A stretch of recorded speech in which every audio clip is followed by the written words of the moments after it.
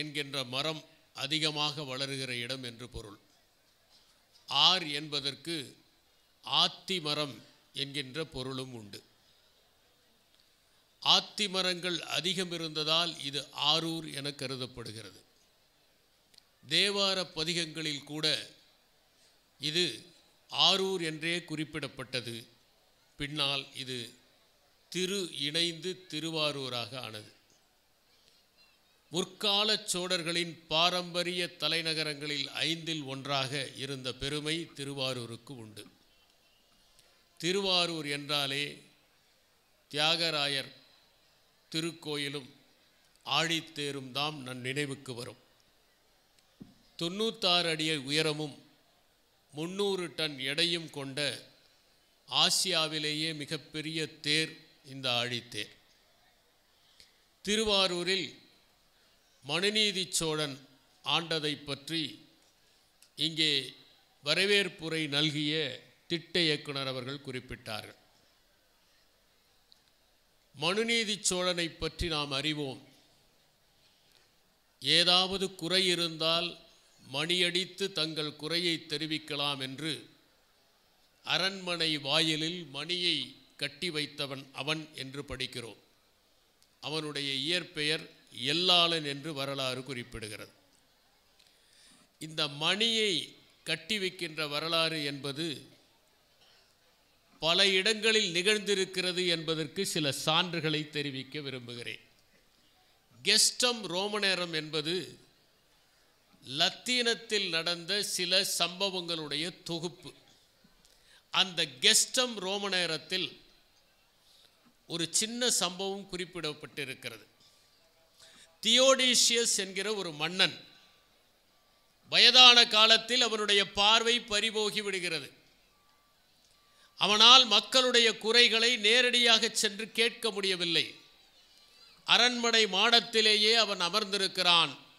மக்களின் குறைகள் தெரிய வேண்டும் என்பதற்காக அரண்மனை வாயிலிலே ஒரு மணியை கட்டி வைக்கின்றான். ஆனால் யாரும் அந்த மணியை அடிக்கவில்லை. மணி அடித்தால் ஒருவரை அனுப்பி அவர்களுடைய குறைகளை தீர்க்கலாம் என்பதுதான் அந்த நடைமுறையை அவன் தொடங்கியதற்கான காரணம். அந்த மணியில் ஒரு பாம்பு வந்து குடியிருக்கிறது குட்டிகளோடு. ஒரு நாள் அது குட்டிகளோடு வெளியே சென்றிருக்கின்ற போது ஒரு பெரிய தேரை அந்த இடத்தை ஆக்கிரமித்துக் கொள்கிறது. திரும்பி வந்த பாம்பு தேரையோடு மோத முடியாமல் அந்த மணியை ஆட்டுகிறது. அரசன் ஒரு நீதிபதியை அனுப்புகிறான். அவர் சென்று பார்க்கிறார். பாம்பு தென்படவில்லை. திரும்பி வந்து யாரும் இல்லை என்கிறார். மறுபடியும் மணி அடிக்கப்படுகிறது. சென்று பார்த்தபோது அந்த பாம்பின் குறை தெரிகிறது. மன்னன் அந்த நீதிபதியிடம் தவளையை தேரையை விரட்டி அடிப்பதோடு கொன்றுவிட்டு பாம்புக்கு அந்த இடத்தை உறுதி செய்ய சொல்கிறார். ஒரு நாள் அந்த மன்னன் படுத்திருக்கிற போது பாம்பு ஊர்ந்து வருகிறது. அதன் வாயிலே விலை மதிப்பற்ற ஒரு கல் இருக்கிறது. அது வந்து அந்த கல்லை மன்னனுடைய கண்களில் ஒற்றி எடுக்கிறது. அதற்கு பிறகு திரும்பி சென்று விடுகிறது. மன்னனுக்கு பார்வை திரும்பி வந்து விடுகிறது. அதைப்போல இங்கே இந்த நிகழ்ச்சிகளெல்லாம் தொகுத்து கொண்டிருப்பவர் மீண்டும் ஒளியை பெற வேண்டும் என்று நாம் நினைப்போம். அந்த ஒளி திரும்பி வந்து விடுகிறது. அதை பத்திரப்படுத்தி வைத்து விடுகிறார். அதற்கு பிறகு அந்த பாம்பை காணவே இல்லை என்று கெஸ்டம் ரோமனேரத்தில் வருகின்ற அந்த குறை தீர்க்கின்ற மணியை பற்றிய ஒரு சம்பவம் இருக்கிறது. ஷெர்ஷாவினுடைய வாழ்வில் நடந்த ஒரு சம்பவம் குறிப்பிடத்தக்கது. ஷெர்ஷாவிற்கு ஒரு மகன் அடில்கான். ஷெர்ஷாவினுடைய ஆட்சியை பற்றி கூறுகிற போது அங்கே எந்த அளவுக்கு சட்டம் ஒழுங்கு இருந்தது என்றால், மக்கள் நிம்மதியாக நெடுஞ்சாலையிலே பணப்பையை தலைக்கு வைத்து படுக்கிற அளவிற்கு அங்கே சட்டம் ஒழுங்கு இருந்தது என்று. ஒரு வயதான மூதாட்டி கூட நெடுஞ்சாலையிலே பணத்தை வைத்து நள்ளிரவு நேரத்தில் படுத்து உறங்க முடியும் என்று வரலாறு குறிப்பிடுகிறது. அடில்கான் ஒரு முறை பயணம் செய்கிற போது ஒரு வியாபாரியினுடைய மனைவி குளித்து கொண்டிருப்பதை பார்த்து ஒரு வெற்றிலை அவள் உடல் மீது போடுகிறான். அவள் துடிதுடித்து போகிறாள். அந்த வியாபாரி இந்த வழக்கை எடுத்து கொண்டு வந்து ஷெர்ஷாவிடம் கொடுக்கிறார். ஷெர்ஷா, உன்னுடைய மனைவிக்கு என்ன அவமானம் நிகழ்ந்ததோ அந்த அவமானம் அடில்கானுடைய மனைவிக்கும் நிகழ வேண்டும், நீ அதை திரும்பி அவன் மனைவிக்கு செய் என்று தீர்ப்பு வழங்குகிறார். அந்த வியாபாரி வேண்டாம் என்று வழக்கை திரும்ப பெற்று கொண்டு போய்விட்டார் என்று ஆப்ரஹாம் எராலி தன்னுடைய emperors of the peacock throne என்கிற அந்த புத்தகத்தில் எழுதுகிறார். ஜஹாங்கீரும் இப்படி ஒரு மணியை தன்னுடைய அரண்மனையில் கட்டுவித்தார். யாருக்காவது குறை இருந்தால் வந்து அந்த மணியை இழுக்கலாம். அப்படி ஒரு மணி இருந்தது என்பதை William Hawkins, William Finch, Nicholas Withington என்கின்ற 3 அறிஞர்கள் சான்றாக கூறுகிறார்கள். அந்த மணியை யாராவது தவறாக எடுத்தால் அவர்களுக்கு தண்டனை கொடுக்கப்பட்டது என்றும் தெரிவிக்கப்படுகிறது. எனவே மனுநீதி சோழன் பலருக்கு வழிகாட்டியாக இருந்திருக்கிறார் என்பதை நாம் வரலாற்றின் மூலம் உணர முடிகிறது. இப்படி பல சிறப்புகள் கொண்ட இந்த திருவாரூரில் நானும் பணியாற்றுகிற வாய்ப்பை ஒரு காலத்தில் பெற்றேன். நாகப்பட்டினம் சாராட்சியராக இருக்கிற போது அந்த நாகப்பட்டினம் கோட்டணத்தின் ஒரு பகுதியாக திருவாரூர் இருந்தது. அப்போது 2 ஆண்டுகள் இந்த ஆழித்தேரை உருட்டி செல்கின்ற அனுபவத்தில் நானும் பங்கேற்றேன் என்பதையும், காவேரி நடுவர் மன்றம் வந்தபோது இடைவிடாத மனித சங்கிலியை அமைக்கின்ற போது ஊர் ஊராக சென்று பேசி இடைவிடாத மனித சங்கிலியை நாகப்பட்டினத்திலிருந்து திருவாரூர் வரை நாங்கள் அமைத்தோம் என்பதையும், அதிலும் திருவாரூர் பகுதியில் அந்த மனித சங்கிலி சற்று அடர்த்தியாக இருந்தது என்பதையும் நான் தெரிவிக்க விரும்புகிறேன். ஏன் அடர்த்தியாக இருந்தது என்று கேட்டேன். இங்கு ஏற்கனவே இதைவிட அடர்த்தியான வடக்கயிறை பிடித்து எங்களுக்கு பழக்கம் இருக்கிறது என்று சொன்னார். புத்தக கண்காட்சியில் புத்தகங்களை வாசித்தால் என்ன பயன் கிடைக்கும் என்பதை நான் இளைஞர்களுக்கு கூற விரும்புகிறேன். முதலாவதாக, உங்களுடைய தகவல் தொடர்பு திறன் அதிகரிக்கும். நீங்கள் புத்தகத்தை படிக்கிற போது புதிய புதிய சொற்களை, வாசகங்களை கற்றுக்கொள்வீர்கள். அதனால் அடுத்தவர்களோடு பேசுகிற போது உங்கள் ஆழ்மனத்திலிருந்து அந்த வாசகங்கள் வரிசையாக வந்து விழும். உங்களுடைய பரிமாற்றம் சரளமாக இருக்கும். தங்கு தடையில்லாமல், நடையிலே பிசகில்லாமல் நீங்கள் பேச முடியும்.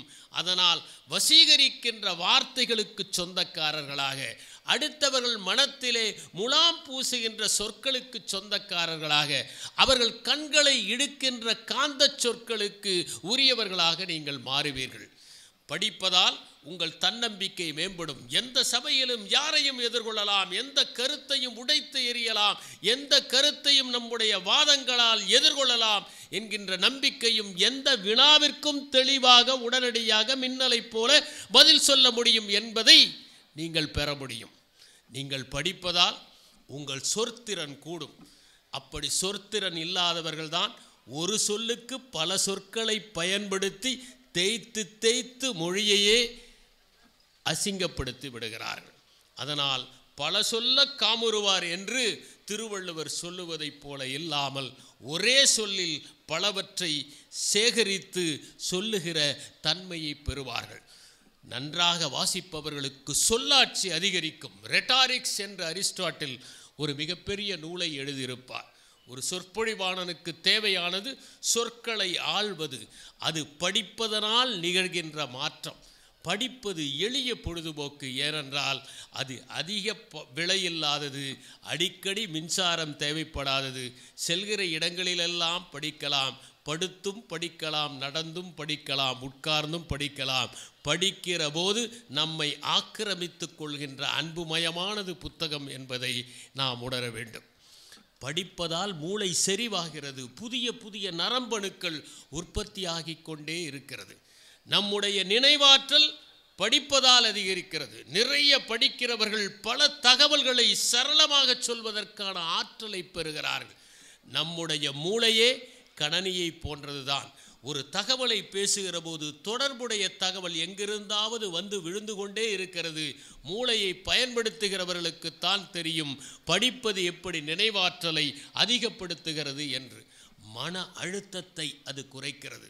நமக்கு சோர்வு வருகிற போது மிகப்பெரிய மனிதர்களுடைய வாழ்க்கை வரலாற்றை எல்லாம் நாம் வாசித்தால் அவர்கள் எப்படிப்பட்ட அசம்பாவிதங்களில் ஊர்ந்து சென்றிருக்கிறார்கள், எவ்வளவு பெரிய தொல்லைகளை கடந்து வந்திருக்கிறார்கள், எவ்வளவு பெரிய தடைகளை உடைத்து எறிந்திருக்கிறார்கள் என்பதையெல்லாம் படித்தால் நாம் படுகிற துன்பங்கள் ஒன்றுமே இல்லை என்று நினைத்து மன அழுத்தம் குறைகிறது. வாசிப்பவர்கள் மிகச்சிறந்த படைப்பாளியாக இருப்பார்கள். அவர்கள் வாசித்து வாசித்து ஒரு கட்டத்தில் நாமே எழுதினால் என்ன என்று எழுதுவார்கள். அவர்கள் எழுதுவதில் மட்டுமல்ல, எதை செய்தாலும் வித்தியாசமாக செய்வார்கள். அவர்கள் பெருக்குகிற போது கூட துடைப்பம் ஒரு தூரிகையாக மாறிவிடும். அவர்கள் பரிமாறுகிற போது கூட அந்த கரண்டி ஒரு எழுதுகோளாக ஆகிவிடும். அவர்கள் சுத்தப்படுத்துகிற போது கூட அதில் ஒரு அக்கறை குவிந்து வந்துவிடும். அவர்கள் செய்கிற செயல்கள் சிற்பமாகும், ஓவியமாகும், கவிதையாகும். அப்படி அவர்கள் எழுதுகிற கடிதத்தை கூட நாம் படித்து படித்து அன்புறுகிற அளவிற்கு அதில் கவித்துவம் மேம்படும். அவர்கள் முடிவெடுப்பதில் சிறந்தவர்களாக இருப்பார்கள். ஏனென்றால் நீங்கள் வரலாற்றை படித்தால் நெருக்கமான நேரங்களில் எப்படி முடிவெடுத்தார்கள் பெரியவர்கள் என்பதையெல்லாம் அறிந்து கொண்டு அவற்றை உங்களுடைய வாழ்க்கையிலே கடைபிடிக்க தொடங்குவீர்கள். சிக்கல் வருகின்ற போது அவற்றை ஒத்தி போடாமல் உடனடியாக தீர்வு காண்போம் என்பதை நீங்கள் பெறுவதற்கு அந்த வாசிப்பு உங்களுக்கு உதவியாக இருக்கும். அது உங்களை சுவாரஸ்யமிக்கமானவர்களாக ஆகும். எந்த பொருண்மையாக இருந்தாலும் அவர்களோடு அவர்கள் பொருண்மையிலே பேச முடியும். ஒரு சரித்திர ஆசிரியரோடு நீங்கள் தொடர் வண்டியிலே பயணம் செய்தால் சரித்திரத்தை பேச முடியும். சாக்ரட்டிஸை பேச முடியும், அரிஸ்டாட்டிலை பேச முடியும், பிளாட்டோவை பேச முடியும், ஆண்டனியை பேச முடியும், கிளியோபெட்ராவை பேச முடியும். அதனால் அவர்கள் இதயத்தை நீங்கள் ஆக்கர்ஷிப்பீர்கள். நீங்கள் விஞ்ஞானத்தை பற்றி பேச வேண்டும் என்றால் நீங்கள் ஐன்ஸ்டீனை பற்றி பேசுவீர்கள், ஃபேரடேவை பற்றி பேசுவீர்கள், வில்லியனூர் ராமச்சந்திரனை பற்றி பேசுவீர்கள், மூளையை பற்றி பேசுவீர்கள். மூளைக்கு மூளை விஞ்ஞானம் எப்படி வளர்கிறது என்பதை சொல்வீர்கள். கணிதத்தை பற்றி பேச வேண்டும் என்றால் ஆர்க்கிமிடஸை பற்றி பேசுவீர்கள், நியூட்டனை பற்றி பேசுவீர்கள், நீங்கள் காஸை பற்றி பேசுவீர்கள். அதனால் நீங்கள் சுவாரஸ்யமிக்க மனிதர்களாக ஆவீர்கள். படிப்பதைப் போல எங்கும் எடுத்து செல்கின்ற ஒரு புத்தகம், எங்கு வேண்டுமானாலும் கடத்தி செல்கின்ற ஒன்று வேறு எதுவும் இருக்க முடியாது. அதனால் புத்தக கண்காட்சிக்கு வந்திருக்கின்ற நீங்கள் அனைவருமே புத்தகத்தை வாங்குங்கள், புத்துயிர் பெறுங்கள், புத்தொளி பெறுங்கள் என்று என்னுடைய உரையை தொடங்குகிறேன். நல்ல பேரை வாங்க வேண்டும் என்கிற தலைப்பில் நண்பர் சுந்தராவுடையப்பன் அவர்கள் பேசினார்கள். மு வரதராசனார் இலக்கிய மரபு என்கிற ஒரு புத்தகத்தை எழுதியிருக்கிறார். அதிலே ஒரு தகவலை சொல்லுகிறார். காப்பியங்கள் இனிமேல் தோன்றுவதற்கு வாய்ப்பே இல்லை. ஏனென்றால் காப்பியம் என்றால் அது ஒரு ஒப்பற்ற தலைவனை பற்றி பேச வேண்டும். இனிமேல் யாரையும் ஒப்பற்ற தலைவனாக மக்கள் ஒத்துக்கொள்ளவே தயாராக இல்லை என்று குறிப்பிடுகிறார். நல்ல பேரை வாங்க வேண்டும் என்றால் யாரிடம் நல்ல பேரை வாங்குவது? எல்லோருக்கும் நல்லவன் தன்னை இழப்பான் என்கிற பாடல் இருக்கிறதே, அனைவரிடமும் யாரும் எப்போதும் நல்ல பெயரை வாங்க முடியாது. நல்லவர்களிடம் நல்ல பெயரை வாங்கினால் போதும். தன்னுடைய பெயர் வரலாற்றிலே நிலைத்து நிற்க வேண்டும் என்று ஒருவன் விரும்பினான். அவன் பெயர் ஹீரோ ஸ்டேட்டஸ். நல்லவை செய்து பெயர் நிலைத்திருக்க வேண்டும் என்று விரும்பாமல் தீயவை செய்தாவது தன்னுடைய பெயரை நிலைத்திருக்க வேண்டும் என்று நினைத்தான். அதனால் அவன் கிரேக்கத்திலே இருந்த ஆர்டிமிஸ் என்கின்ற தேவதைக்காக கட்டப்பட்ட கோயிலை சிதைத்தான். அது 7 அதிசயங்களில் ஒன்றாக இருந்தது.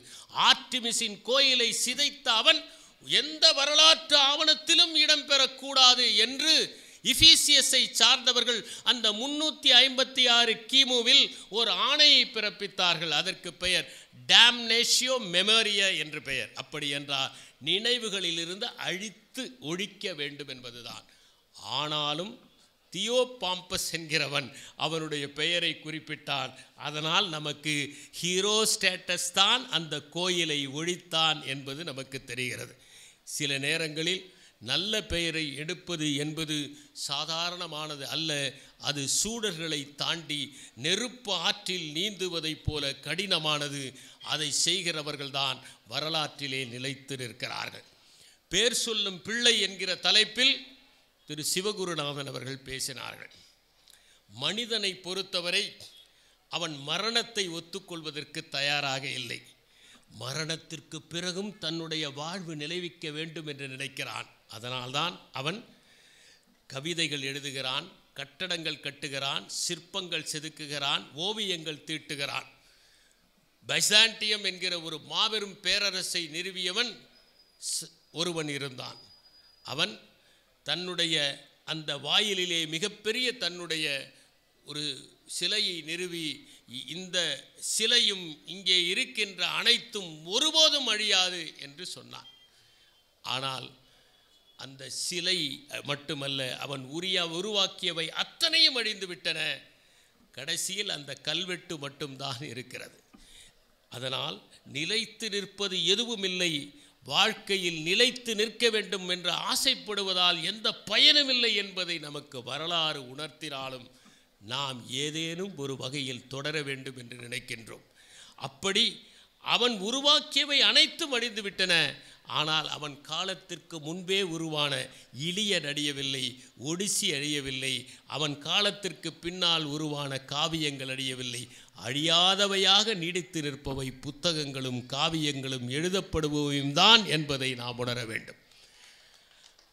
அப்படி தன்னுடைய பெயர் தனக்கு பிறகும் தொடர வேண்டும் என்பதற்காக மனிதன் இரவாமையை ஒரு வகையில் அனுபவிக்க வேண்டும் என்பதற்காகத்தான் குழந்தைகளை பெற்றெடுக்கிறான்.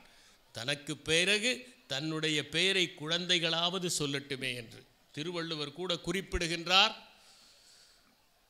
ஒரு அவயத்தில் முந்தி இருப்பதை செய்வதுதான் ஒரு தந்தையின் கடமை என்று. இவனைப் போல ஒரு மகனை பெறுவதற்கு என்ன தவம் நான் செய்தேனோ என்று பெற்றோர் மகிழ்கிற வகையில் இருப்பதுதான் ஒரு மகன் செய்கின்ற உதவி என்று திருவள்ளுவர் சொல்லுகிறார். சில நேரங்களில் தந்தைகளால் மகன்களுக்கு கெட்ட பெயர் வருவது உண்டு. மகன்களால் தந்தைக்கு நல்ல பெயர் வருவது ஒரு பக்கம் இருக்க, தந்தையால் மகன்களுக்கு நல்ல பேர் வராமல் கெட்ட பேர் வருவதற்குத்தான் உதாரணம் கம்பராமாயணம். அதில் தான் இந்திரஜித் ராவணனுக்கு அவன் அறிவுரை கூறுகிறான், இந்த காமத்தால் நீ பீடிக்கப்பட்டிருக்கிறாயே என்று. சில நேரங்களில் அதுவும் நிகழ்வது உண்டு.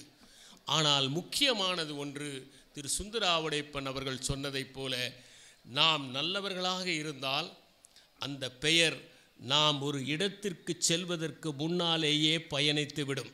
மாறுதலாகி புது இடத்திற்கு செல்வதற்கு முன்னாலேயே இவர் எப்படிப்பட்டவர், நல்லவரா தீயவரா என்பவை சென்று சேர்ந்துவிடும் என்பதைத்தான் நாம் பார்க்கிறோம். ஒருவர் பணத்தை இழந்தால் ஒன்றையுமே இழப்பதில்லை, சம்பாதித்து கொள்ளலாம்.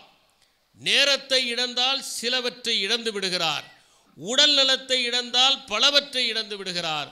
ஆனால் பெயரை இழந்தால் அனைத்தையுமே இழந்து விடுகிறார். நண்பர் சுந்தர ஆவுடையப்பர் அவர்கள் அப்பூதி அடிகளை பற்றி குறிப்பிட்டார். நம்மூர் திங்களூர் பகுதியில் வாழ்ந்தவர் தான் அந்த அப்பூதி அடிகள். அவர் திருநாவுக்கரசரை பற்றி கேள்விப்பட்டதே இல்லை. ஆனால் அத்தனையும் திருநாவுக்கரசருடைய பெயரிலேயே நிறுவினார். திருநாவுக்கரசர் வந்து கேட்கிறார், உன் பெயரில் நிறுவ வேண்டியது தானே, ஏன் வேறொரு பெயரில் என்று. அவர் சண்டைக்கு போய்விடுகிறார். அந்த அளவிற்கு பெயர் வாங்கியவராக இருந்தார் திருநாவுக்கரசர். அந்த அளவுக்கு பெயர் போற்றுபவராக இருந்தார் அப்பூதி அடிகள். ஜான் புண்ணியன் என்பவர் இரட்சண்ய யாத்திரிகம் என்கிற ஒரு நூலை எழுதியிருக்கிறார். நம்முடைய காப்பியங்களை பற்றி கூறுகிற போது கிருபானந்த வாரியார் ஒரு தகவலை சொன்னார். நாம் எப்படி பொறாமை அழிக்கும் என்பதை விளக்க வேண்டும், எப்படி காமம் ஒருவனை சிதைக்கும் என்பதை சொல்ல வேண்டும், எப்படி நட்பு ஒருவனை மேம்படுத்தும் என்பதை சொல்ல வேண்டும், எப்படி கருணை ஒருவனை உயர்த்த வேண்டும் என்று சொல்ல வேண்டும். அதை நேரடியாக அறிவுரையாக சொன்னால் மக்கள் கேட்க மாட்டார்கள். ஒரு பாத்திரத்தின் மூலமாக அதை படைத்தால் அதை மக்கள் கேட்பார்கள் என்பதற்காகத்தான் காப்பியங்கள் தோன்றின. அந்த காப்பியத்தில் இந்த ஒவ்வொரு குணத்தின் பாத்திரமாக ஒருவன் படைக்கப்பட்டான் என்று சொன்னார். ஜான் புண்ணியன் தன்னுடைய இரட்சண்ய யாத்திரிகத்தில் பொறாமையை ஒரு பாத்திரமாக்கி இருப்பார், அன்பை ஒரு பாத்திரமாக்கி இருப்பார், சோம்பலை ஒரு பாத்திரமாக ஆக்கியிருப்பார், பேராசையை ஒரு பாத்திரமாக ஆக்கியிருப்பார். இப்படி குணங்களை எல்லாம் பாத்திரமாக ஆக்கி அந்த பெயரை பயன்படுத்தி, ஏனென்றால் சோம்பல் என்றே ஒரு பாத்திரம் வரும், கோபம் என்றே ஒரு பாத்திரம் வரும், காமம் என்றே ஒரு பாத்திரம் வரும் என்று அவர் படைத்திருக்கிறார். நம்ப முடியவில்லை என்று ஒருவனுக்கு ஒரு பெயரை வைத்து விட்டார்கள். எல்லோரும் அவனை நம்ப முடியவில்லை, இங்கே வா, நம்ப முடியவில்லை என்று அழைத்தார்கள். மரண படுக்கையில் இருக்கிற அவன் மனைவியிடம் சொன்னான், தயவு செய்து நான் இறந்த பிறகு என் கல்லறையில் இந்த பெயரை போடாதே. என் பெயர் காலமெல்லாம் இப்படி எல்லோரும் அழைத்தே நான் நொந்து போய்விட்டேன், அதனால் எதுவும் என் பெயரை போடாதே என்று சொல்லி இறந்து விட்டான். அவன் மனைவி கல்லறையில் அவனுடைய சொற்களை எல்லாம் கடைப்பிடிப்பதற்காக பெயரை போடாமல், இந்த மனிதர் ஒரு நாளும் தன் மனைவியை ஏமாற்றியதில்லை, எப்போதும் உண்மையையே பேசுபவர் என்று மட்டும் எழுதி வைத்தார். ஆனால் அந்த வழியாக போகிறவர்களெல்லாம் அதை படித்துவிட்டு நம்ப முடியவில்லை என்று சொன்னார்கள். நீங்கள் உலக வரலாற்றில் எழுத்தாளர்களை பற்றியும் மகத்தானவர்களையும் பற்றி படிக்கிற போது பெயர்களின் சூட்சமங்கள் பல வகைகளில் வெளிப்படுவதை பார்க்கலாம். நான் அனைவருமே இந்த ஓ ஹென்றி என்கிற கதைகளை விரும்பி படிக்கிறவர்கள். ஆங்கிலத்தில் 300க்கும் மேற்பட்ட கதைகளை அவர் எழுதினார். சிறைச்சாலையில் தான் அவர் எழுதினார். அவருடைய இயற்பெயர் வில்லியம் சிட்னி போர்ட்டர் என்பது. மார்க் ட்வைன் என்பவர் மகத்தான கதைகளை எழுதியவர். அவருடைய Tom Sawyer's adventure, Huckleberry's adventures, prince and pauper என்பவையெல்லாம் புகழ்பெற்ற புத்தகங்கள். அந்த மார்க் ட்வைன் என்பது 2 கஜம் என்பதனுடைய பொருள். மிசிசிப்பி ஆற்றிலே படகு போகிற போது அந்த படகோட்டிகள் எவ்வளவு ஆழம் இருக்கிறது என்பதற்கு மார்க் ட்வைன் என்கிற சொல்லை பயன்படுத்துவார்கள். அந்த சொல்லையே அவர் தன்னுடைய பெயராக ஆக்கி கொண்டார். அவருடைய உண்மையான பெயர் சாமுவேல் லாங்ஹார்ன் கிளமன்ஸ் என்பதுதான் அவருடைய பெயர். ஹாரியட் பீச்சர் ஸ்டவ் என்பவர் அங்கிள் டாம்ஸ் கேபின் என்கின்ற அற்புதமான ஒரு புத்தகத்தை எழுதியிருப்பார். அமெரிக்காவிலே அடிமைப்படுத்தப்பட்டவர்கள் எப்படியெல்லாம் கொடுமைப்படுத்தப்பட்டார்கள் என்பதை அவர் விவரித்திருப்பார். அடிமைகளை பிடித்து அவர்களை அடைத்து கப்பலிலே சங்கிலிகளால் பிணைத்து அவர்களை அழைத்து செல்வார்கள். அவர்கள் எழுந்திருக்க கூட முடியாது. அவர்களை மாடுகளைப் போட சந்தையிலே பற்களை தட்டி பார்த்து எலும்புகளை தட்டி பார்த்து வியாபாரம் செய்வார்கள். அந்த கொடுமைகளை பற்றியெல்லாம் அவர் எழுதியிருப்பார். அவருக்கு பல கண்டன கடிதங்கள் வந்தன. கண்டன கடிதங்கள் மட்டும் வரவில்லை, அவருக்கு அஞ்சலிலே வந்த ஒரு பொட்டலத்தை பிரித்தால் ஓர் அடிமையின் காது கத்தரிக்கப்பட்டு அனுப்பப்பட்டது. எவ்வளவு கொடுமை நிகழ்ந்திருக்கிறது என்பதை நாம் அந்த அங்கிள் டாம்ஸ் கேபின் என்கின்ற ஒன்றை படித்தால் தெளிவாக புரிந்து கொள்ள முடியும். அல்டஸ் ஹக்ஸ்லி என்பவர் நன்றாக பார்வை தெரிகிற போதே ஒருவேளை பார்வை நமக்கு பறிபோய்விட்டால் நாம் என்ன செய்வது என்று யோசித்தார். அவர் மிகப்பெரிய எழுத்தாளர். பிரேவ் நியூ வேர்ல்டு என்கின்ற அற்புதமான ஒரு வாசகத்தை வைத்து அவர் ஒரு புத்தகத்தை எழுதியிருப்பார். இந்த பிரேவ் நியூ வேர்ல்டு என்பது ஷேக்ஸ்பியருடைய டெம்பஸ்ட் என்கிற நாடகத்தில் வரும். அந்த அல்டஸ் ஹக்ஸ்லி பார்வை இருக்கிற போதே ஒருவேளை பார்வை மங்கிவிட்டால் நான் எப்படி படிக்காமல் இருப்பது, படிப்பதை என்னுடைய வாழ்க்கையில் ஒரு நாள் கூட நிறுத்த முடியாதே என்பதற்காக பார்வை இருக்கிற போதே பிரெயில் எழுத்துக்களை பார்வை போனால் படிப்பதற்காக கற்றுக்கொண்டவர் தான் அந்த அல்டஸ் ஹக்ஸ்லி என்கின்ற அந்த மாபெரும் மனிதர். ருட்யார்ட் கிப்ளிங் என்பவர் கிம் என்கின்ற அற்புதமான நாவலை எழுதியவர். அந்த கிம்மை ஒரு தத்துவார்த்தம் உள்ளதாக இருக்கும். ஒரு புத்த துறவியும் ஒரு சின்ன சிறுவனும் நடந்து போவதைப் போல அந்த கதை தொடங்கும். அந்த ருட்யார்ட் கிப்ளிங் தான் ஜங்கிள் புக் என்கின்ற புகழ்பெற்ற புத்தகத்தை எழுதியவர். அவருடைய முதல் மகன் பிறந்தபோது பிரசவம் பார்த்த தாதிக்கு அந்த கையெழுத்து பிரதியை கொடுத்து இதை வைத்து நீங்கள் பிழைத்து கொள்ளுங்கள் என்று அனுப்பினார். அவர் நினைத்தது ஒரு சில டாலர்கள் கிடைக்கும் என்று. ஆனால் அதை அவர் பெரிய விலைக்கு விற்று வாழ்நாள் முழுவதும் தாதி தொழிலே பார்க்காமல் வசதியாக குடும்பம் நடத்தினார் என்பதை நாம் பார்க்க முடிகிறது. எமிலி ஜோலா என்பவர் புகழ்பெற்ற பிரெஞ்சு எழுத்தாளர். ஆனால் அவர் பள்ளியிலே பிரெஞ்சு பாடத்தில் பெற்ற மதிப்பெண்கள் சுழி. எனவே பாடத்திட்டத்தில் பெறுகிற மதிப்பெண்களுக்கும் வாழ்க்கையில் பெறுகின்ற மதிப்புக்கும் தொடர்பு இல்லை என்பதை எமிலி ஜோலாவினுடைய வாழ்க்கையில் நாம் தெரிந்து கொள்ளலாம். பெஞ்சமின் பிராங்க்லின் முறையாக படிக்காதவர், மாபெரும் அறிஞர், ஆனால் நகைச்சுவை உணர்வு அதிகமாக கொண்டவர். அமெரிக்காவினுடைய அரசியலமைப்பு சட்டத்தை இயற்ற வேண்டும் என்று முடிவு செய்தபோது பெஞ்சமின் பிராங்க்லினை எழுத வைக்கக்கூடாது என்று முடிவெடுத்தார்கள். ஏனென்றால் அவர் அந்த அரசியலமைப்பு சட்டத்திலேயே எங்கேயாவது நகைச்சுவையை நமது திரு சண்முக வடிவேலை போல சேர்த்து விடுவார் என்பதனால் அவர்கள் அவ்வாறு செய்யாமல் விட்டார்கள். அதனால் அந்த அரசியலமைப்பு சட்டத்தில் அவர் ஒரு ஆலோசகராக இருந்தாலே தவிர எழுதுகிற குழுவிலே இல்லை என்பதை நாம் பார்க்க முடிகிறது. எலிசபெத் தான் மிக புகழ்பெற்ற நாடகங்களை எல்லாம் வளர்த்தவர் இங்கிலாந்தில். அதனால் எலிசபெத்தன் எரா என்றே அதற்கு பெயர். நாடக கலைஞர்களை ஊக்குவித்த காரணத்தால் ஷேக்ஸ்பியர் கூட சில நாடகங்களை எலிசபெத்தை மகிழ்விப்பதற்காக எழுதினார். அப்படி நாடகங்களை ஊக்குவித்த அவருடைய காலத்தில் நிறைய எழுதியவர் ஒருவர் இருந்தார், தாமஸ் வாட்சன் என்று. ஆனால் அவருடைய நாடகம் இன்று ஒன்று கூட கிடைக்கவில்லை. உலகத்திலேயே அதிகம் மேற்கோள் காட்டப்படுகிற ஆங்கில பாடல் என்பது elegy written on the country churchyard என்பதுதான். தாமஸ் கிரே எழுதிய அதில் பல மேற்கோள்கள் அவ்வப்போது காட்டப்படுகின்றன. All the paths of glory lead but to grave என்பது புகழ்பெற்ற வாசகம். எல்லா பகட்டான வாழ்க்கையும் கடைசியில் மயானத்தில் சென்று போய் முடிந்து விடுகிறது என்று. எல்லா வீடுகளுடைய பாதையும் ஒரு வகையில் மயானத்தில் தான் போய் முடிகின்றன என்பதை நாம் உணர வேண்டும். அவர் அதிகம் மேற்கோள் காட்டப்படுவர். அதை போல தமிழிலே அதிகம் மேற்கோள் காட்டப்படுவது என்னை பொறுத்தவரை யாதும் ஊரே யாவரும் கேளீர், பிறப்புக்கும் என்கின்ற வாசகங்கள். நீங்கள் ஒரு நாளைக்கு 100 புத்தகங்கள் வெளியீட்டு விழாவிலே விற்றாலே பெரிய சாதனை என்று நாம் நினைக்கின்ற போது, ஜார்ஜ் பைரன் என்பவர் 1814ஆம் ஆண்டு கோர்செய்ர் என்கின்ற கவிதையை வெளியிட்டார். அவர் வெளியிட்ட நாளில் மொத்தம் விற்ற பிரதிகள் 30,000.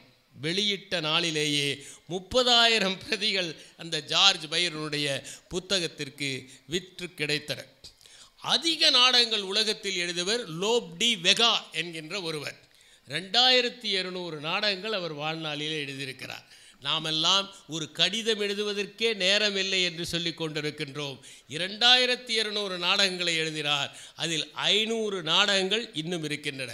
உலகத்தின் முதல் கலைக்களஞ்சியத்தை எழுதியவர் ஹார்ட்மன் ஷெடல் என்பவர். அவர் 1493ஆம் ஆண்டு த நுரம்பர்க் கிரானிக்கல் என்கின்ற 3 தொகுதிகள் கொண்ட ஒரு கலைக்களஞ்சியத்தை வெளியிட்டார். 1848ஆம் ஆண்டு கார்ல் மார்க்ஸை எப்படியாவது கொல்ல வேண்டும் என்பதற்காக 2 பிரஷ்ய அதிகாரிகள் வந்தார்கள். அப்போது குளிக்கின்ற உடையில் இருந்தால் கார்ல் மார்க்ஸ். அவர் அதிகாரத்திற்கெல்லாம் எதிராக இருந்ததனால் அவரை எப்படியாவது கொன்றுவிட வேண்டும் என்று அந்த அதிகாரிகளை அனுப்பினார்கள். அப்போது ஒரு துப்பாக்கியை வைத்துக்கொண்டு அவர்கள் மீது அழுத்தி அவர்களை மிரட்டி வெளியே அனுப்பி வைத்தால் கார்ல் மார்க்ஸ். அந்த துப்பாக்கியில் குண்டே இல்லை என்பது அவருக்குத்தான் தெரியும். குண்டில்லாத துப்பாக்கியை வைத்து, கை துப்பாக்கியை வைத்து அவர்களை மிரட்டி அனுப்பினார். Bernard Shaw order of the merit என்று இங்கிலாந்து அவருக்கு கொடுக்கிற போது வேண்டாம் என்று மறுத்துவிட்டார்.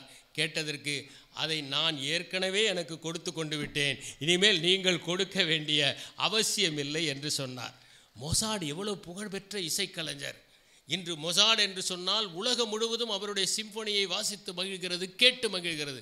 அவர் இறந்தபோது அவருடைய அந்த சவப்பெட்டியோடு சென்றவர் ஒரே ஒருவர் தான். மொசாட் இறந்தபோது அவருடைய சவப்பெட்டியோடு சென்றார்கள். பலர் இறக்கிற போது கூட அங்கீகரிக்கப்படுவதில்லை, காலத்தால் அங்கீகரிக்கப்படுகிறார்கள் என்பதை நாம் உணர வேண்டும். 1903ஆம் ஆண்டு நியூயார்க் டைம்ஸ் பத்திரிகையில் ஒரு கட்டுரை வெளியானது. அதில் அமெரிக்க அரசாங்கம் தேவையில்லாமல் விமானம் தயாரிப்பதற்காக ஆராய்ச்சிக்கு செலவு செய்கிறது, இது வீண், பறக்கவே முடியாது, இது எல்லா செலவுமே வியர்த்தமாகி கொண்டிருக்கிறது ஒன்று கட்டுரை எழுதியது. அடுத்த வாரமே ரைட் சகோதரர்கள் விமானத்தை பறக்க விட்டார்கள்.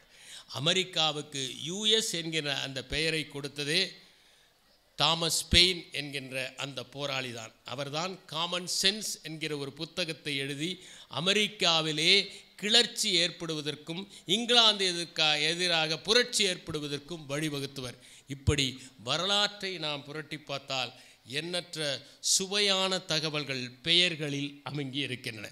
தமிழை பொறுத்தவரை நாம் 2 விதமாக பெயர்களை சொல்லுகிறோம். ஒன்று இடுகுறி பெயர், இன்னொன்று காரண பெயர். எந்த காரணமும் இல்லாமல் ஒன்றை அழைப்பது இடுகுறி பெயர். ஏனென்றால் பெயர்கள் என்பது மட்டுமல்ல, மொழியே கூட எந்த அர்த்தத்துக்கும் உட்படாதது. ஆங்கிலத்தில் லாங்குவேஜ் இஸ் ஆர்பிட்ரரி என்று சொல்லுவார்கள். எதனால் ஒரு பொருளை அப்படி அழைக்கிறார்கள் என்பதற்கு காரணமில்லை, அழைத்தார்கள், நாமும் அழைக்கிறோம். அதுதான் இடுகுறி பெயர். நிலம், வாழ், வட்டம் என்பவையெல்லாம் இடுகுறி பெயர். ஒன்றை காரணத்தோடு அழைப்பது காரண பெயர். பாக்கு வெட்டி, நகம் வெட்டி, தொலைபேசி, கைபேசி என்பவை காரணத்தோடு அழைக்கப்படுகிறவை. இடுகுறி காரண பெயர் என்று ஒன்று உண்டு. அவர் சொன்னார் பறவை என்பது இடுகுறி காரண பெயர். பறப்பதால் பறவை என்றால் பட்டாம்பூச்சியும் பறக்கிறது, சில வீடுகளில் பாத்திரமும் பறக்கிறது.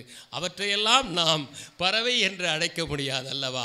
எனவே அது இடுகுறி காரண பெயராக இருக்கிறது. நாற்காலி என்று சொன்னால் 4 கால் இருந்தால் நாற்காலி என்று சொன்னால், அதற்கு பிறகு ஆட்டுக்கும் 4 கால்கள் இருக்கிறது, மாட்டுக்கும் 4 கால்கள் இருக்கிறது. அவற்றையும் தானே நாம் நாற்காலி என்று அழைக்க வேண்டும். அதனால் இது இடுகுறி காரண பெயர்.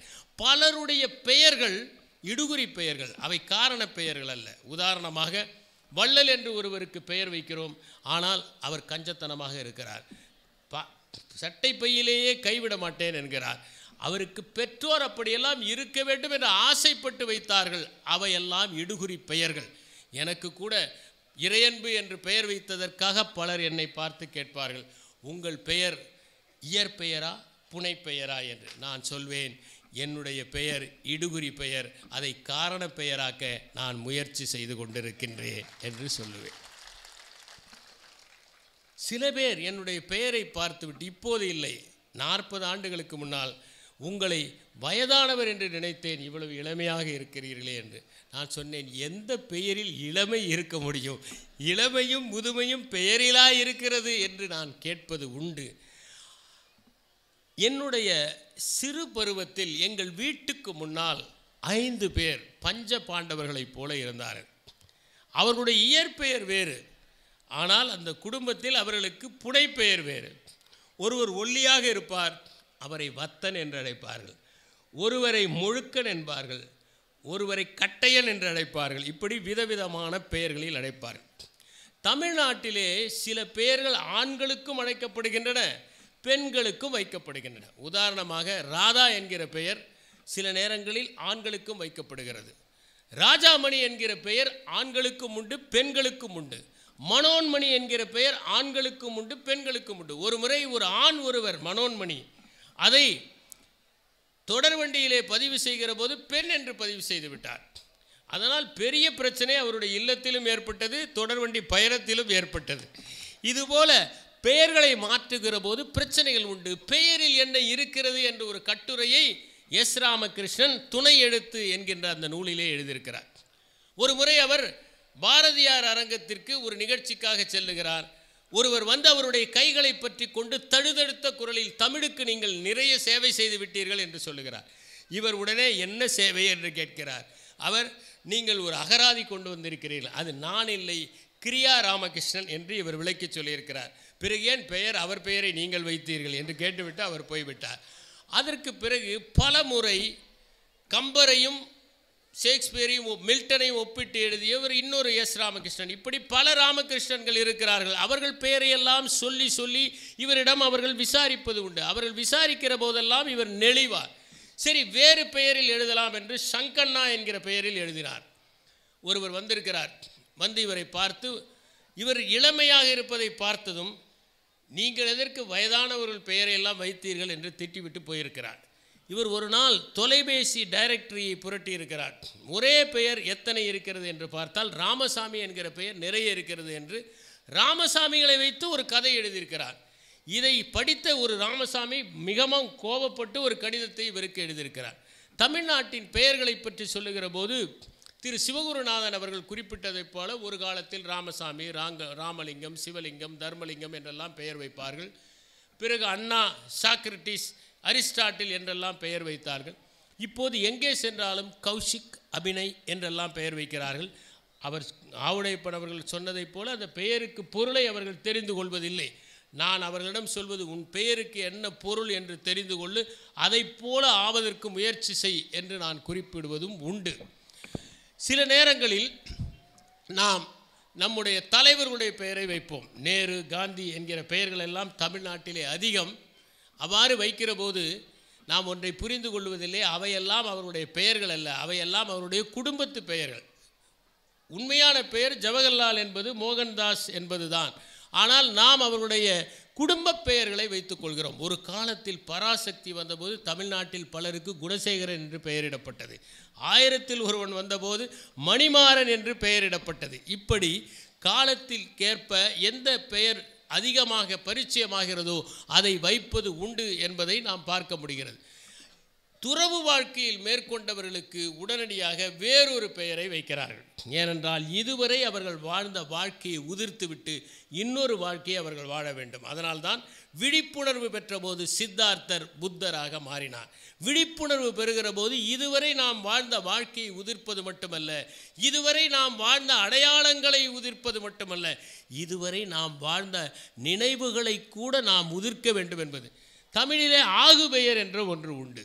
ஒரு இடத்தையோ காலத்தையோ குணத்தையோ தன்மையோ சினையையோ கொண்டு ஒரு பொருளை குறிப்பிடுதல். உதாரணமாக மஞ்சள் அரைத்தால் என்றால் மஞ்சளையே அரைக்கிறார்கள், மஞ்சள் கிழங்கை அரைத்தல். வெள்ளை அடித்தால் என்றால் வெள்ளையை அடிக்கிறார்கள், வெள்ளை சுண்ணாம்பு. அதைத்தான் நம்முடைய தாலாட்டு பாட்டில் சொல்லுவார்கள், சங்கு வெள்ளை சுண்ணாம்பும் என்று. சங்கு வெள்ளை சுண்ணாம்பை அடிப்பது. அதை போல வெற்றிலை நட்டான் என்றால் வெற்றிலையா நடுகிறார்கள், வெற்றிலை கொடியை நடுகிறார்கள். பொங்கலை சாப்பிடுகிறது என்றால் அந்த வினையா சாப்பிடுகிறார்கள்? இல்லை, நாம் பொங்கலாக செய்யப்பட்ட சோறை சாப்பிடுகிறோம், பொங்கலை சாப்பிட்டான். இவையெல்லாம் தமிழுக்கு உள்ள சிறப்பு பெயர்களாக கருதப்படுகின்றன. ராப்பி சேதுப்பிள்ளை ஊரும் பேரும் என்கின்ற ஒன்றை எழுதியிருக்கிறார். தமிழ்நாட்டில் இருக்கிற ஊரின் பெயர்களுக்கு பின்னால் இருக்கிற சிறப்புகள். நம்முடைய ஊர்கள் எல்லாம் ஏதோ ஒரு காரணங்களால் அழைக்கப்படுகின்றன, அமைக்கப்பட்டிருக்கின்றன. அந்த பெயர்கள் மாறிக்கொண்டிருப்பதும் உண்டு. உதாரணமாக கூடலூர் என்பதை நாம் கடலூர் என்று அழைக்கிறோம். பல நதிகள் கூடுகிற இடம்தான் கூடலூர். அதை திருப்பாதிரி புலியூர் என்பதும் சொல்வது உண்டு. ஏனென்றால் பாதிரி மரங்கள் அதிகமாக இருப்பதால் திருப்பாதிரி புலியூர். மரங்களின் பெயர்களை வைத்து மண்ணை அடைப்பது தமிழர்கள் மரபு. அதனால்தான் திருப்பாதிரி புலியூர், மருதமலை என்று இருக்கிற மலையை மரங்களை வைத்து அழைக்கிறார்கள். மசூரி என்கிற இடத்தில் தான் இந்திய குடிமைப்பணி தேர்வுக்கு பயிற்சி அளிக்கப்படுகிறது. அது முசூரி அல்ல, மசூரி. மன்சூரி என்கிற மரம் அதிகம் இருந்ததால் அது மசூரி, மன்சூரி, மசூரி ஆனது. இப்படி மரங்களின் பெயரால் அழைக்கப்படுவது உண்டு. திருநெல்வேலியில் கூட தாமிரபரணியும் சித்ரா நதியும் கோதண்டராம நதி என்று அழைக்கப்படுகிற கயத்தாரும் சேர்கிற இடம் முக்கூடல் என்று அழைக்கப்பட்டது. இப்போது அது சீவலப்பேரியாக மாறிவிட்டது. இப்படி பெயர்கள், ஊரின் பெயர்கள் கூட மாறிக்கொண்டே இருக்கிறது. தமிழை பொறுத்தவரை இந்த தமிழ் மொழி, தமிழ் என்கின்ற சொல் எப்படி வந்தது என்பதற்கு கால்டுவெல் தன்னுடைய ஒப்பிலக்கணத்திலே திராவிட என்பது திரிந்து திரவிட, திரமிழ, தமிழ, தமிழ என்று ஆனது என்று குறிப்பிடுகிறார். ஆனால் மூவா தன்னுடைய மொழி வரலாறு என்கின்ற நூலில் தமிழ் என்பது தமிழ, தமிழ, திரவிட, திரமிட, திராவிட என்று மாறியது என்று குறிப்பிடுகின்றார். தமிழை பொறுத்தவரை நாம் பூக்களை வைத்துத்தான் மண்ணையே அடையாளப்படுத்தியிருக்கிறோம். குறிஞ்சி இருக்கிற இடத்தை குறிஞ்சி என்றும், முல்லை மலர் இருக்கிற இடத்தை முல்லை என்றும், நெய்தல் இருக்கிற இடத்தை நெய்தல் என்றும், மருதப்பூ இருக்கிற இடத்தை மருதம் என்றும் பூக்களின் பெயரால் அழைத்திருக்கிறோம். தமிழுக்கு இருக்கிற சிறப்பு பூக்களை உற்று கவனிப்பது, உன்னிப்பாக கவனிப்பது. அதனால்தான் பூக்களின் நிலைகளுக்கு 7 பெயர்கள் இருக்கின்றன. அது அரும்ப தொடங்குகிற போது அரும்பு, அது மொக்கு விடுகிற போது மொட்டு, அது முகிழ்கிற போது முகிழ், அது மலர்கிற போது மலர், மனம் பரப்புகிற போது அலர், வாடுகிற போது வி, விடுகிற போது செம்மல். இறுதி வடிவம்தான் செம்மல். யாரையாவது செம்மல் என்று சொன்னால் அவர்கள் கொஞ்சம் யோசிக்க வேண்டும். ஏனென்றால் அது இறுதி வடிவம், இனிமேல் வாய்ப்பே இல்லை என்பதற்குத்தான் அப்படி சொல்லுகிறார். அப்படி பூக்களின் நிலைகளை மட்டுமல்ல, காற்றையும் நாம் தரம் பிரித்தோம். தெற்கிலிருந்து வந்தால் தென்றல், வடக்கிலிருந்து வந்தால் வாடை, கிழக்கிலிருந்து வந்தால் கொண்டல், மேற்கிலிருந்து வந்தால் கோடை என்று நாம் அதை வழிவகை செய்து அழைத்தோம். வேகமாக வீசினால் புயல், சுழன்று அடைத்தால் சூறாவளி என்கிறோம். காற்றுக்கு ஒவ்வொரு ஊரிலே ஒவ்வொரு பெயர் இருக்கிறது. பிலிப்பைன்ஸ் நாட்டிலே வேகமாக காற்றடித்தால் அது தைஃபூன், அமெரிக்காவிலே அடித்தால் அது டொர்னாடோ, ஆஸ்திரேலியாவிலே அழைத்தால் அது விலி விலி என்கிற பெயரோடு அழைக்கப்படுகிறது. தமிழில் நாம் பழங்களின் வகைகளை கூட நுண்ணியமாக கவனித்திருக்கிறோம். தமிழைப் போல பிஞ்சு, காய், கனி, பழம் என்று அழைக்கிற மொழி வேறு எதுவும் இல்லை. ஏனென்றால் இயற்கை சார்ந்து வாழ்கிற தமிழர்கள் இருப்பதை இன்னும் வேறுபடுத்தி புது புது சொற்களை கையாளுகிறார்கள். நீர்நிலைகளுக்கு தமிழைப் போல வேறெங்கும் பெயர்களே இல்லை. குளிக்கிற இடம் என்பதால் அது குளி, குளம். குளிர்விப்பதால் அது குளிப்பது, நம் உடலை குளிர்விப்பதால் அது குளிப்பது. குளிக்கிற இடம் குளம், நீர்த்தாவரங்கள் இருக்கிற இடம் தடாகம், அள்ளி மலர்கள் பூக்கிற இடம் பொய்கை என்று நீர்நிலைகளுக்கு ஏகப்பட்ட பெயர்கள். கடல்களுக்கும் தமிழைப் போல உலகத்தில் வேறு எந்த மொழியிலும் பெயர்கள் இல்லை. 50க்கும் மேற்பட்ட பெயர்கள் கடலுக்கு தமிழில் உண்டு. ஏனென்றால் தமிழர்கள் கடலை கட்டாந்தரையைப் போல பயன்படுத்தியவர்கள். இந்த நாகப்பட்டினத்தில் இருந்துதான் ஸ்வர்ண தீபத்திற்கு கப்பல்கள் ராஜேந்திர சோழன் காலத்தில் அணிவகுத்து சென்றன என்பதை விளக்குவதற்காக நாகப்பட்டினம் டு ஸ்வர்ணதீபா என்கிற அற்புதமான நூல் ஒன்றை நொபுரு கரோஷிமா அவர்கள் தொகுத்து அளித்திருக்கிறார்கள். அந்த நூலிலே ராஜேந்திரன் எப்படி படையெடுத்தார், எப்படி சென்றார், எந்த மார்க்கமாக சென்றார் என்கின்ற பல விவரங்கள் குறிப்பிடப்பட்டிருக்கின்றன. கடலை கட்டாந்தரையைப் போல பயன்படுத்தியதால் எண்ணற்ற பெயர்கள் ஏற்பட்டன. அதே நேரத்தில் தமிழில் பெய்கிற பனியும் பனிதான், கட்டியாக இருக்கிற பனியும் பனிதான், மூட்டமாக இருப்பதும் பனிதான், கொட்டுவதும் பனிதான். ஏனென்றால் நம்முடைய ஊரில் பனி அதிகமாக இல்லை. ஆனால் எஸ்கிமோக்களுடைய மொழியில் 52 சொற்கள் பனியை குறிப்பிடுகின்றன. எது அதிகமாக இருக்கிறதோ அதற்கு பெயர்கள் வைத்து வழங்குவது உலக இயக்கம். பெயரில் என்ன இருக்கிறது என்கின்ற அந்த வாசகம் ஷேக்ஸ்பியருடைய ரோமியோ ஜூலியட் என்கின்ற அந்த நாடகத்தில் இடம்பெற்றிருக்கிறது. பெயரில் என்ன இருக்கிறது? ரோஜா என்று நாம் அழைக்கின்ற ஒன்றை வேறொரு பெயரில் அழைத்தாலும் அது மணக்கவே செய்யும் என்று ஷேக்ஸ்பியர் குறிப்பிடுகிறார். ஆனால் ஷேக்ஸ்பியர் அப்படித்தான் பெயர்களை வைத்தாரா என்று நாம் சிந்தித்து பார்க்க வேண்டும். அவருடைய நாடகங்களில் பார்த்து பார்த்து பெயர் வைக்கிறார். நல்லதையே செய்கிற ஒரு பாத்திரம் ரோமியோ ஜூலியட்டில் வருகிறது, அதற்கு பெயர் பென்வாலியோ என்று வைக்கிறார். பென்வாலியோ என்றால் நல்லது செய்கிறவன். பென்னிலிருந்து பெனிஃபிட், பெனடிக்ட், பெனிவலன்ஸ் என்கின்ற சொற்கள் வருகின்றன. இன்னொருவன் கெட்டதே நினைக்கிறவன், எல்லோரையும் துன்புறுத்த நினைக்கிறவன். அவனை பற்றி சொல்லுகிற போது ஷேக்ஸ்பியர் 12th நைட் என்கின்ற அந்த நாடகத்தில் சொல்கிறார், கரடியை ஒரு கம்பத்திலே கட்டி வைத்து வேட்டை நாய்களை ஏவவிட்டு அவை அந்த கரடியை சிதைப்பதை பார்த்து மகிழ்கிற கூட்டம் எலிசபெத் காலத்திலே இருந்தது. அதற்கு பேர் பைட்டிங் என்று பெயர். அந்த சடங்கை, அந்த விளையாட்டை அவன் தடன் செய்ய விரும்பினான் என்று சொல்லுகிற போது ஷேக்ஸ்பியர் சொல்லுகிறார், கரடி கஷ்டப்படுமே என்பதற்காக அல்ல, மக்கள் சந்தோஷப்படக்கூடாது என்பதற்காகத்தான் அவன் அதை தடை செய்ய விரும்புகிறான் என்று சொல்வார். அவன் பெயர் மேல் வேலியோ, ஏனென்றால் மேல் என்றால் கெட்ட என்று பெயர். அதே போல டெம்பஸ்ட் நாடகத்திலே பிராஸ்பெரோ என்கிற பாத்திரம், பிராஸ்பெரோ என்றால் அதிர்ஷ்டக்காரன் என்று பொருள். அவன் கடைசியிலே இழந்த நாட்டை பெறுகிறான், அதுதான் அவனுடைய அதிர்ஷ்டம். நாட்டை இழந்து விடுகிறான். புத்தகங்களே வாழ்க்கை என்று அரசாங்கத்தை தம்பியிடம் ஒப்படைக்கிறான். தம்பி ஒரு நாள் இவனை வேறொரு படகிலே ஏற்றி அனுப்பி விடுகிறான். ஆனாலும் தன்னுடைய மந்திர சக்தியால் வெற்றி பெறுகிறான், நாட்டை மீட்கிறான். அதனால் அவன் அதிர்ஷ்டசாலி.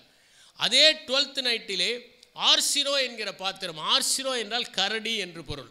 அந்த ஆர்சினோவிற்கு யாரை பார்த்தாலும் காதல் வருகிறது. அதை பற்றித்தான் சொல்லுகிற போது is in love with love என்று ஷேக்ஸ்பியர் சொல்லுவார். சிலருக்கு காதல் மீதே காதல் இருக்கும். அதைத்தான் ஆர்சினோவின் பாத்திரத்தின் மூலம். அதில் வயலா என்கிற ஒரு பாத்திரம் வரும். வயலா என்று சொன்னால் மிகவும் மென்மையான ஒரு பாத்திரம் என்று பெயர். அந்த பெண்ணும் மென்மையாகத்தான் இருப்பார். ஒதெல்லாவிலே டெஸ்டிமோனா என்று மிகவும் பரிதாபத்திற்குரிய ஒரு பெண்மணி. அவள் கைக்குட்டையை யாருக்கோ கொடுத்தாள் என்று நினைத்து அவளை கழுத்தை நெரித்து கொள்கிறான் அந்த ஒதெல்லோ. அந்த டெஸ்டிமோனா என்றால் அதிர்ஷ்டம் இல்லாதவள் என்று பொருள். அந்த டெம்பஸ்டிலே மிராண்டா என்கிற ஒரு பாத்திரம் வரும். மிராண்டா என்றால் அட்மிரபிள் என்று பெயர், நேசிக்க தகுந்த, ஆதர்சிக்க தகுந்த என்று பொருள். இப்படி எண்ணற்ற பாத்திரங்களை ஷேக்ஸ்பியர் தன்னுடைய நாடகங்கள் முழுவதும் படைத்திருக்கிறார். ஆனால் அவற்றில் பலவற்றிற்கும் குணங்களை வைத்துத்தான் பெயரிட்டிருக்கிறார். அவர் ஒன்றும் ரோஜாவை ரோஜா என்று அழைக்காவிட்டாலும் மனமாக வீசும் என்று எந்த பெயரையோ வைத்து விடவில்லை. தேர்ந்தெடுத்து பக் என்று வைத்தார், கேலிபன் என்று வைத்தார், பார்த்து பார்த்து வைத்தார். மேக்பத் என்பவனுடைய ஆல்டர் ஈகோ, அவனுடைய மனசாட்சி தான் அந்த லேடி மேக்பத் என்பதால் தான் அந்த பெண் பாத்திரத்திற்கு மட்டும்தான் அவர் பெயர் வைக்கவில்லை. இப்படி பெயரை கூட பார்த்து பார்த்து வைத்தவர் தான் ஷேக்ஸ்பியர். நம்முடைய மகாபாரதத்தில் இருக்கிற பெயர்களை எடுத்தால் அவற்றிற்கு பின்னாலும் வரலாறு இருக்கிறது. துரோணர் என்றால் துரோணி என்றால் வாளி என்று பொருள். வாளியில் பிறந்தவர் துரோணர். பீஷ்மர் என்றால் கடுமையான விரதத்தை மேற்கொண்டிருப்பவர் என்று பெயர். யுதிஷ்டிரர் என்றால் யுத்தத்தில் ஸ்திரமாக இருப்பவர் என்று பொருள். அதில் சித்ராங்கதன் என்கிற ஒரு பாத்திரம் வரும். அந்த சித்ராங்கதனுடைய பெயரிலே இன்னொரு சித்ராங்கதன் இருப்பான். இந்த சித்ராங்கதன் செய்கிற நல்லதெல்லாம் அந்த சித்ராங்கதனுக்கு போகும், அந்த சித்ராங்கதன் செய்கிற கெட்டதெல்லாம் இந்த சித்ராங்கதனுக்கு போகும். அதனால் இருவருக்கும் சண்டை ஏற்பட்டு விசித்திர வீரியனுடைய சகோதரன் சித்ராங்கதன் இறந்து போவதாக மகாபாரதத்திலே குறிப்பிடப்பட்டு இருக்கிறது. இப்படி அவர்களுடைய பெயர்கள் மட்டுமல்ல, அவர்களுடைய ஆயுதங்களுக்கும் பெயர் உண்டு. உதாரணமாக அர்ஜுனுடைய வில்லுக்கு பெயர் காண்டீபம், அக்பருடைய துப்பாக்கிக்கு பெயர் சங்கிராம், மன்னர் ஆர்த்தனுடைய அந்த வாளுக்கு பெயர் எக்ஸ்காலிபர். அவர்களுடைய வாள், ஆயுதம், துப்பாக்கி ஆகியவற்றிற்கு கூட பெயர்கள் இருந்ததை நாம் படிக்க முடிகிறது. வரலாற்றிலே ஒருவருடைய குணங்களை வைத்து பட்டப்பெயரை கொடுத்து அதுவே நிலை நின்றதை நாம் பார்க்க முடிகிறது. உதாரணமாக இவான் த டெரிபிள் என்கிற ஒருவர் ரஷ்யாவிலே மன்னராக இருந்தார். அவர் எல்லோரையும் கொடுமைப்படுத்துவார், துன்பப்படுத்துவார். அவருடைய மனைவி அனட்டோசியா ரோமனேரம் என்பவள் இறந்து போனதும் இன்னும் அதிகமாக கொடுமைப்படுத்த ஆரம்பித்தார். ஆனால் அதே நேரத்தில் மக்களை கட்டுப்பாட்டிலே வைத்தார், பல பகுதிகளை நாட்டோடு இணைத்தார். அவர் எவ்வளவு கோபப்படுவார் என்பதற்கு ஒரு உதாரணம், ஒரு முறை பேச்சுவார்த்தையின் போது மகன் ஏதோ தாறுமாறாக பேசியதனால் இவனோவிச் என்கிற அவருடைய மகனையே கொன்றுவிட்டார். அவருக்கு பெயர் இவான் த டெரிபிள் என்று மக்கள் பெயர் வைத்தார்கள். பிளடி மேரி என்கிற ஒன்று, அவள் ஒரு குறிப்பிட்ட சமுதாயத்தை சார்ந்தவர்கள் மீது வன்முறையை கட்டவிழ்த்து அவர்களை கொன்றதனால் அந்த மேரி ராணிக்கு பிளடி மேரி என்று பெயர் வைத்தார்கள். நாம் இன்று செங்கிஸ்கான் என்கின்ற ஒருவருடைய பெயரை வரலாற்றிலே படிக்கிறோம். அவருடைய உண்மையான பெயர் தேமுஜின் என்பது, இரும்பு வேலை செய்பவர் என்பதுதான் இயற்பெயர். ஆனால் அவர் புகழ்பெற்ற போர் வீரராக மாறி நாடுகளையெல்லாம் பிடித்தபோது அவருடைய பெயர் ஜெங்கிஸ்கான் ஆனது. ஜெங்கிஸ்கான் என்றால் உலகத்தையே வெல்பவர் என்பதுதான் அந்த பெயர். எரிக் த ரெட்ஹெட் என்ற ஒன்று, அவனுடைய தலை சிவப்பு நிறத்தில் இருக்கும், அதனால் எரிக் த ரெட்ஹெட். உலகத்திலேயே முதல் ரியல் எஸ்டேட் மோசடி செய்தவன் அந்த எரிக் ரெட் தான். அவன் கிரீன்லாந்து என்கிற ஒரு பகுதி இருக்கிறது, அதிலே பச்சையும் இல்லை எதுவும் இல்லை. அதற்கு இவனாக ஒரு பெயரை கிரீன்லாந்து என்று வைத்து மக்களையெல்லாம் அங்கே செழிப்பாக இருக்கும் என்று அழைத்து வந்து பலரை சாகடித்து முதல் ரியல் எஸ்டேட் மோசடியை செய்தவன் அந்த எரிக் ரெட் என்பவன். அதை போல ஆங்கிலத்திலே பல சொற்கள் இருக்கின்றன. சாண்ட்விச் என்று இன்று எல்லோரும் பயன்படுத்துகிறார்கள். இந்த சாண்ட்விச் என்கிற பெயர் எப்படி வந்தது என்றால், ஏர்ல் ஆஃப் சாண்ட்விச் என்கிற ஒரு பகுதியை சார்ந்தவர் அவர் ஏர்ல் ஆஃப் சாண்ட்விச். அவர் ஒரு நாள் சூதாட்டம் ஆடிக்கொண்டிருக்கிறார், விடாமல் ஆடிக்கொண்டிருக்கிறார். அவ்வளவு சுவாரஸ்யம், பசிக்கிறது. ஆனால் சாப்பிட போகாமல் ஆடுவதனால் ரொட்டி துண்டுகளுக்கு இடையே மாமிச துண்டுகளை வைத்து கொடுக்கும்படி சொல்கிறார். அப்படி கொடுக்கிறார்கள், அதை சாப்பிட்டு கொண்டே விளையாடுகிறார். அதனால் அந்த உணவுக்கு சாண்ட்விச் என்ற அவருடைய ஏர்ல் ஆஃப் சாண்ட்விச்சினுடைய பெயரே வழங்கப்பட்டது. இன்று நாம் பெட்டியை பாக்ஸ் என்று சொல்கிறோம். அது பாக்ஸுலஸ் என்கிற மரத்திலிருந்து செய்யப்பட்டது. அந்த மரத்தின் பெயரை குறிப்பிடுவதற்காக அது பயன்படுத்தப்பட்டு நாளடைவில் பெட்டியின் பெயராக மாறிவிட்டது. சார்ல்ஸ் கனிங்ஹாம் பாய்காட் என்கிற ஒருவர் இருந்தார். அவர் அயர்லாந்து விவசாயிகளை மிகவும் கொடுமைப்படுத்தினார். அப்படி கொடுமைப்படுத்திய காரணத்தினால் அந்த மக்கள் எல்லாம் அவருக்கு எந்த சேவையும் செய்ய மாட்டோம் என்று அவரை புறக்கணித்தார்கள்.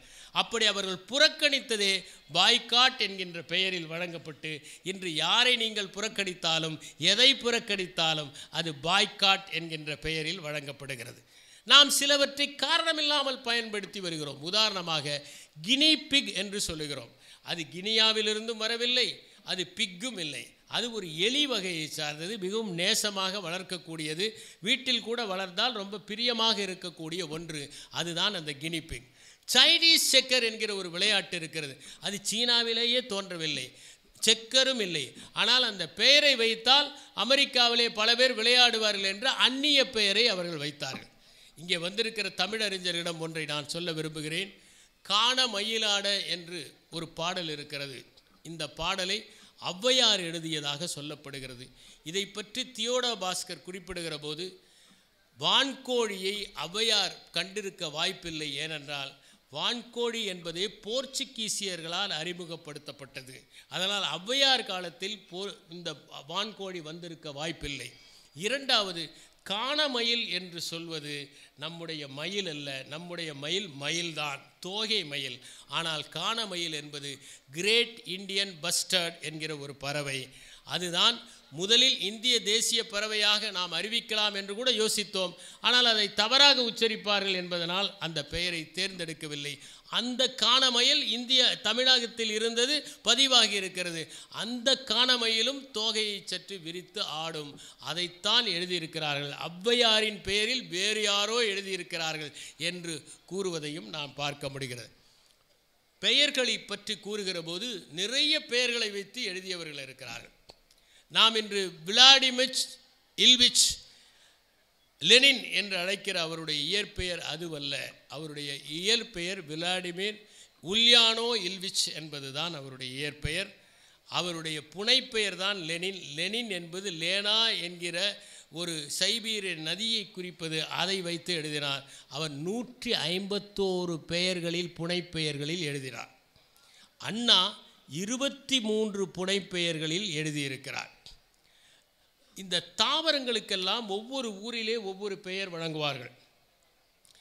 ஆக தாவரங்களை நீங்கள் தேடி போகிற போது அறிவியல் அறிஞர்களுக்கு அது சிரமமாக இருக்கும். ஆங்கிலத்தில் ஒன்று, தமிழில் ஒன்று, லத்தீனத்தில் ஒன்று, கிரேக்கத்தில் ஒன்று என்று இருக்கும். எனவே இந்த தாவரத்தின் பெயர்களை எல்லாம் உலகம் முழுவதும் ஒரே மாதிரி அறிந்து கொள்ள வேண்டும் என்பதற்காக கரோலஸ் லின்னேயஸ் என்பவர் 2 சொற்களை வைத்து அறிவியல் பதம் ஒன்றை உருவாக்கினார். பொட்டானிக்கல் நேம் என்று பெயர். இன்று அறிவியல் அறிஞர்கள் அதைத்தான் பயன்படுத்துகிறார்கள். கெர்ட்ரூடஸ் மெக்கார்ட்டர் என்கிற ஒருவர் இந்த உலக வரைபடத்தை தயாரித்தார். அவையெல்லாம் இருக்கிற அந்த புத்தகத்திற்கு அட்லாஸினுடைய படத்தை அட்டையாக போட்டார். அந்த அட்லாஸினுடைய படத்தை அட்டையாக போட்டதனால் அதை அட்லாஸ் என்று அழைத்து அது அட்லாஸாகவே ஆகிவிட்டது என்பதுதான் உண்மை. இப்படி பெயர்களில் பல வரலாறு. மாயா இந்தியர்கள் இருக்கிறார்களே, அவர்கள் 2 முறை தன்னுடைய பெயரை மாற்றுவார்கள். இயற்பெயர் ஒன்று, பிறகு மனிதனாக ஒரு வயது வந்தவனாக ஆன பிறகு இன்னொரு பெயர், திருமணம் செய்த பிறகு இன்னொரு பெயர் என்று 3 பெயர்களில் மாயா இந்தியர்கள் அழைக்கப்படுகிறார்கள். ஹிட்லருடைய காலத்தில் காவலாளர்கள் தன்னுடைய குதிரைகளுக்கு அடால்ஃப் என்று பெயர் வைக்கக்கூடாது என்று ஒரு சட்டமே இயற்றப்பட்டது. யாரும் தன்னுடைய குதிரைக்கு அடால்ஃப் என்று பெயர் வைக்கக்கூடாது என்கிற சட்டம் இருந்தது. மனிதர்களின் பெயர்கள் மட்டுமல்ல, ஊர்களின் பெயர்கள் கூட மாறிக்கொண்டு தான் இருக்கின்றன. ஒரு காலத்தில் பெர்ஷியா என்று சொன்னோம், அது இப்போது ஈரானாக மாறிவிட்டது. அப்படி கலோசியம் என்கின்ற ஒன்று, அதில்தான் அந்த கிளாடியேட்டர் எல்லாம் உள்ளே நுழைந்து அவர்கள் சண்டை போடுவார்கள். இந்த கலோசியம் என்பது மிகப்பெரிய அளவிலே இருக்கிற ஒரு கட்டடம் என்கிற பொருளில் அடங்கப்படவில்லை. அங்கே இருந்த நீரோவின் சிலை மிக பெரிதாக இருக்கும். அவருடைய பெயரில்தான் அது கலோசியம் என்று அழைக்கப்படுகிறது. அமெரிக்காவை யுஎஸ் என்று சொல்கிறவர்கள் அங்கிள் சாம் என்றும் அழைப்பார்கள். அந்த அங்கிள் சாம் என்று அழைக்கப்படுவதற்கு காரணம் 1814ஆம் ஆண்டு போர் நடக்கிற போது அமெரிக்க இராணுவத்திற்கு ஒருவர், அவர் பெயர் சாமுவேல் வில்லியம்ஸ் என்று பெயர், அவர் மாமிசங்களை ஒரு டின்னிலே போட்டு அனுப்புவார். அப்படி மாமிசத்தை அனுப்புகிற போது அதன் மீது யுஎஸ் என்று முத்திரை குத்தி அனுப்புவார், யுனைடெட் ஸ்டேட்ஸ் என்பதற்காக. அதை அமெரிக்க இராணுவ வீரர்கள் அங்கிள் சாம் என்று அழைக்க ஆரம்பித்து கடைசியில் அது அங்கிள் சாம் என்பது அமெரிக்காவினுடைய பெயராக ஆகிவிட்டது.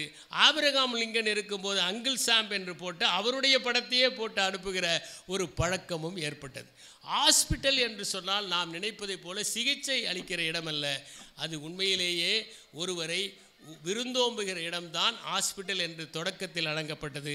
பிறகு அது ஹாஸ்பிட்டல் என்பது சிகிச்சைக்காகவும் ஆனது. ஏனென்றால் சிகிச்சைக்கு வருகிறவர்களையும் விருந்தாளிகளைப் போல நாம் அழைக்க வேண்டும் என்கிற காரணத்தினால். பிளாட்டோ என்பவரை பற்றி கேள்விப்பட்டிருக்கிறோம். பிளாட்டோவனுடைய இயற்பெயர் அரிஸ்டோக்கல்ஸ். பிளாட்டோ என்கிற பெயர் ஏன் வந்தது என்றால் அவருடைய பரந்த மார்பின் காரணமாக அந்த பெயர் வந்தது. அவர் சின்ன வயதில் குத்து சண்டைகளிலெல்லாம் ஈடுபடுவார். அவர் பல விஸ்தீரமாக எழுதினதால் அந்த பெயர் வந்தது என்று கூட சொல்வார்கள். ஆனால் அவர் ஒரு குத்துச்சண்டை வீரர். இப்படி பெயர்களுக்கு பின்னால் பல வரலாறுகள் இருக்கின்றன. அதே நேரத்தில் நாம் எப்படி பெயரை ஆன்மீகபூர்வமாக அணுகுகிறோம் என்பதை பார்க்க வேண்டும். ஒரு நாமம் ஓர் உருவம் இல்லாதவனை 1000 திருநாமம் பாடி தெல்லேனம் கொட்டுகிறோம். அரண் என்று அழைத்தாலும் வரன் கொடுப்பவன் தான். அரி என்று சொன்னாலும் சரி என்று இசைப்பாய். கர்த்தர் என்றாலும் அர்த்தம் நீதான். அல்லாஹ் என்றாலும் நீ அல்லாமல் வேறு யார். பாகு பெயரோ பாகற்காய் பெயரோ எல்லாம் உனக்கு ஆகு பெயர்தான், ஆகாத பெயருண்டோ. பாவை அருகிருக்க பஞ்சனையும் காத்திருக்க தேவை அவள் என்ற காரணத்தால் தேரென்றும் மானென்றும் கண்ணென்றும் கனியென்றும் அவள் பெரும் பெண்ணென்று தெரிந்திருந்தும் பெயர் 100 பிதற்றுகிறோம். சிற்றின்ப சிலிர்ப்புக்கே இத்தனை பெயர் என்றார், பேரின்ப போதையிலே பெயர் கோடி குவியாதா என்று அப்துல் ரஹ்மான் குறிப்பிட்டார். உண்மையான ஆன்மீகம் பெயர்களை தாண்டியது, உருவங்களை தாண்டியது, வடிவங்களை தாண்டியது. அதை அடைவதற்கு நாம் பெற்றிருக்கிற பெயரையும் உதிர்த்துவிட்டு அடையாளங்கள் இல்லாமல் ஆகிற போதுதான் சாத்தியம். அதை அடைவதற்கு முயற்சி செய்வோம் என்று கூறி விடைபெறுகிறேன். இந்த தகவல் உங்களுக்கு பிடிச்சிருந்தா லைக் பண்ணுங்க, உங்க ஃப்ரெண்ட்ஸுக்கு ஷேர் பண்ணுங்க, மறக்காம எங்க சேனலுக்கு சப்ஸ்கிரைப் பண்ணுங்க.